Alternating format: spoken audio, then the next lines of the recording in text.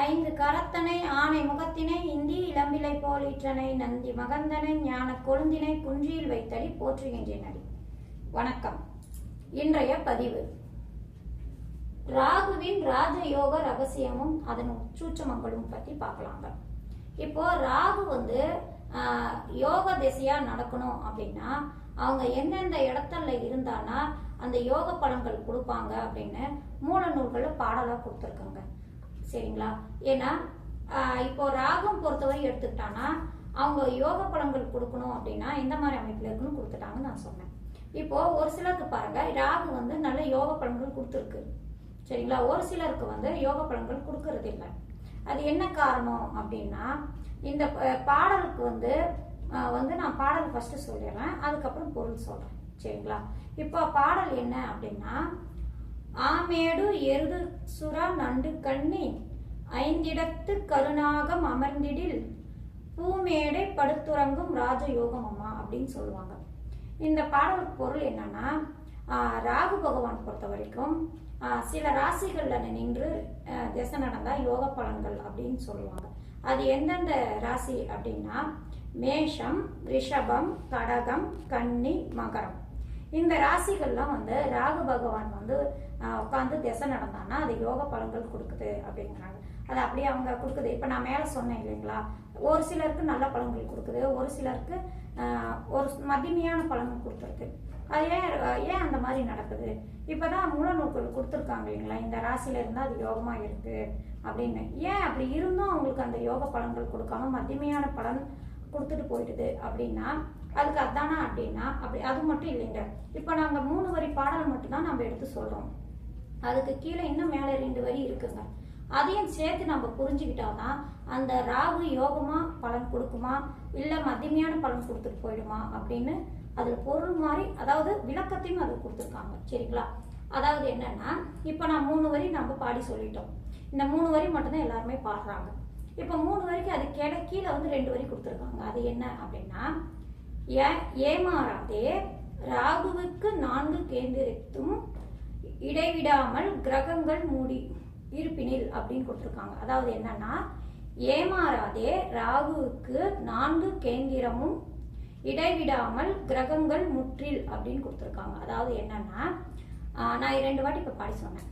அதாவது என்னன்னா அதுக்கு அர்த்தம், இப்போ ராகு இந்த ராசிகள்ல இருந்தாலும் சரிங்க, அவங்களுக்கு ராகுவுக்கு கேந்திரமான 1, 4, 7, 10 இந்த ராசிகள்லாம் கிரகங்கள் இருக்கணுங்க. அது என்னென்ன கிரகங்கள் அப்படின்னா, இந்த ராஜ யோக அமைப்பு அந்த ராகு செய்யணும் அப்படின்னா இப்போ ராகுவுக்கு மற்ற கிரகங்கள் துணை புரிஞ்சா மட்டும்தாங்க அந்த ராகு அந்த யோக பலன்கள் கொடுக்குறாங்க. சரிங்களா?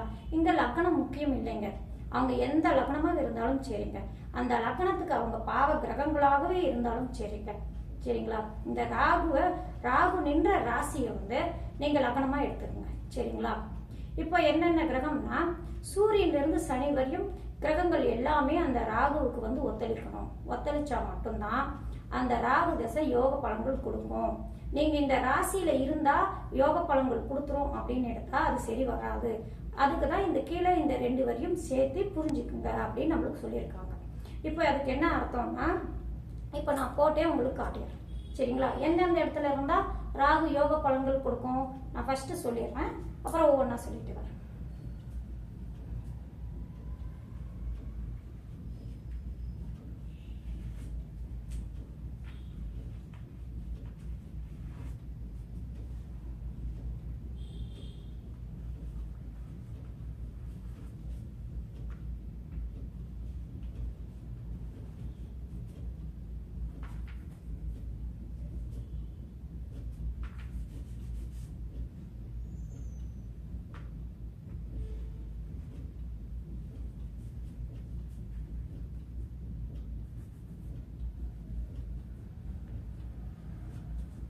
இப்போ மேல நான் சொன்னேன் இல்லைங்களா பாடல், அந்த பாடலுக்கு உண்டான அர்த்தம் என்னன்னா, ராகு மேஷம், ரிஷபம், கடகம், கன்னி, மகரம் இந்த ராசிகள் எல்லாம் ராகு பகவான் உட்கார்ந்து திசை நடந்தா அந்த ஜாதகருக்கு யோக பலன்கள் கொடுக்கும் அப்படின்னு சொல்லிட்டாங்க.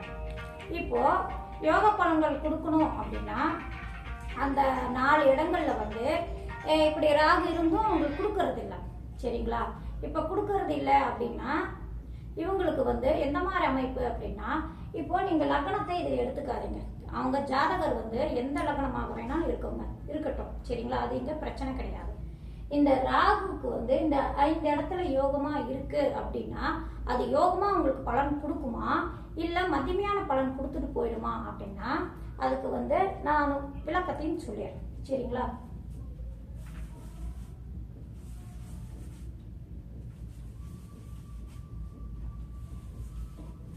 இப்போ நான் மேசத்தை மட்டும் எடுத்துக்கிறேன். சரிங்களா? மற்ற இடத்துலலாம் ராகுவை எடுத்துட்டேன். சரிங்களா? இப்போ மேசத்துல ஒரு ஜாதகருக்கு ராகு யோகமான பலன் கொடுக்குமா கொடுக்காதா அப்படின்னு எடுத்துக்கிட்டாங்கன்னா, இப்போ நான் சொன்னேன் இல்லைங்களா, மற்ற 7 கிரகங்களும் அந்த ராகுக்கு சப்போர்ட் பண்ணா மட்டும்தான் அந்த ராகு யோக ராகுவாகும் அது பலன் கொடுக்கும். சரிங்களா? இப்போ வந்து நான் ஒவ்வொரு கிரகமா 4 கேந்திரத்திலையும், அதாவது ராகு நின்ற ராசியிலிருந்து கேந்திரம், அதாவது ராகு நின்ற ராசி 1 2 3 4 4 5 6 7 7 8 9 10 இந்த மாதிரி 1 4 7 10 இந்த ராசிகள் எல்லாம் கிரகங்கள் இருக்கணுங்க. கேந்திர அமைப்புல கிரகங்கள் இருந்தா மட்டும்தாங்க அந்த ராகு யோக பலன்கள் கொடுக்கும் அப்படின்னு அந்த மூல நூல்கள்ல சொல்லியிருக்காங்க. அதாவது எப்படின்னா, இங்க வந்து ராகு கூட வந்து சுக்கிரன்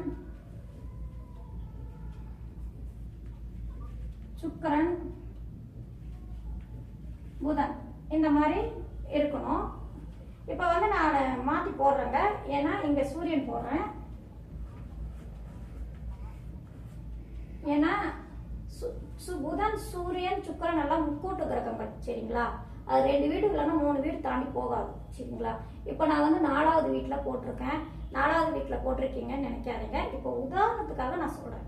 சரிங்களா? இல்லைன்னா இந்த சூரியனை எடுத்துறேன், குழப்பம் வேண்டாம்.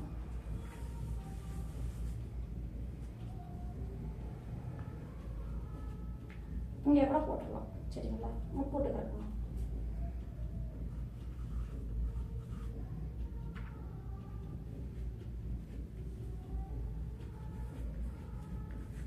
இந்த மாதிரி 4 கேந்திரத்திலும் ஏதாவது ஒரு கிரகம், நான் இப்ப போட்ட கிரகமும் நான் எடுத்துக்காதீங்க, எந்த கிரகம் வேணாலும் இருக்கட்டுங்க. சரிங்களா? இங்க கேது நேரியதில் கேது வரும். கேது கணக்கு இல்லை. சரிங்களா? ராகு கேது ஒண்ணுதான். அப்படிங்கறதுனால இங்க ராகு நின்ற ராசியிலிருந்து 4 கேந்திரத்திலும் ஏதாவது ஒரு கிரகம் நிக்கணுங்க. சரிங்களா? அந்த மாதிரி அந்த ஜாதகருக்கு இருந்தானா, இப்போ மேஷம் ரிஷபம் கடகம் கன்னி மகரம் ஏதாவது ஒரு ராசியில ராகு நின்று ராகுவுக்கு கேந்திரத்தில் கிரகங்கள் இருந்தானா அந்த ராகு தாங்க யோக பலன்களையே முழுமையா கொடுக்குதுங்க. இப்ப நான் சொன்னோம் இல்லைங்களா, ராஜ யோக அமைப்பு கொடுக்கும் அப்படின்னு, அந்த மாதிரி அமைப்பு அந்த ராகு கொடுக்குதுங்க திசையில. இங்க 4 கேந்திரத்திலும் ஏதாவது ஒரு கேந்திரத்துல கிரகங்கள் இல்லை அப்படின்னாலும், இப்போ உதாரணத்துக்கு பாருங்க,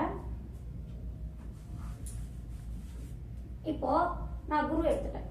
இங்க இந்த மாதிரி ராகுக்கு 4ஆம் இடத்துல கேந்திரத்துல குரு இல்லை, அதாவது ஒரு கிரகம் இல்லை, காலியா தான் இருக்கு அப்படின்னு எடுத்துக்கிட்டாலும் இது முழுமையான பலன் கொடுக்கறது இல்லை அப்படின்னு சொல்றாங்க. அதாவது ராகுக்கு வந்து 4 கேந்திரத்திலும் கிரகங்கள் இருந்தே ஆகணும், இருந்தா மட்டும்தான் அது முழுமையான பலன்கள் கொடுக்குது. ஒரு கேந்திரத்திலேயாவது கிரகங்கள் இல்லைனாலும் அது வந்து முழுமையா பலன் கொடுக்கறது இல்லை அப்படின்னு தான் அந்த பாடல்ல பொருளா கொடுத்துருக்காங்க. சரிங்களா? இந்த மாதிரி அமைப்புல இருந்தா மட்டும்தாங்க அந்த ராகு யோக பலன்கள் கொடுக்கும். சரிங்களா? இதுதாங்க ராகு திசைக்கு உண்டான யோக பலன்கள். சரிங்களா? மற்றதெல்லாம் ராகுக்கு வந்து வேற அமைப்பெல்லாம் இருக்கு. சரிங்களா? இப்ப நான் சொன்னது வந்து என்னன்னா, ராகுக்கு வந்து பாடல் உண்டு அப்படின்னு சொன்னேன் இல்லைங்களா, அதாவது ஆமேட எருது சுறா நன்று கண்ணி 5 இடத்து கருணாகம் அமர்ந்திடில் பூமேடை படுத்துறங்கும் ராஜயோகமம் அப்படின்னு சொல்லுவாங்க இல்லைங்களா. அந்த பாடலுக்கு வந்து ராகு உட்காந்து அந்த 5 ராசியிலும் இருந்தும் அவங்களுக்கு பலன் கொடுக்கறது இல்லை அப்படின்னு சொல்றாங்க. அதுக்கு என்ன காரணம் அப்படின்னா, அதுக்குண்டான அடுத்த 2 வரையும் நாம எடுத்து செக் பண்ணி அதுக்குண்டான பொருளும் அதிகமா அதுல கொடுத்துருக்காங்க புக்ல, மூல நூல்கள்ல. சரிங்களா? இதுதாங்க காரணம். இந்த மாதிரி கேந்திரத்துல ராகு நின்ற ராசியில லக்னத்தை எடுத்துக்காதீங்க, லக்னம் இதுல பொருந்துகிறது. சரிங்களா? ராகு நின்ற ராசியை மட்டுமே லக்னமாக எடுத்து அதுக்கு கேந்திரத்தில் கிரகங்கள் இருக்கான்னு பார்த்துக்கோங்க. சரிங்களா? இப்போ நான் சொன்னது கொஞ்சம் புரிஞ்சிருக்கும்னு நினைக்கிறேன். சரிங்களா? இந்த அமைப்பில் இருந்தால் மட்டும்தாங்க அந்த யோகா கொடுக்கும். சரிங்களா? நன்றி, வணக்கம்.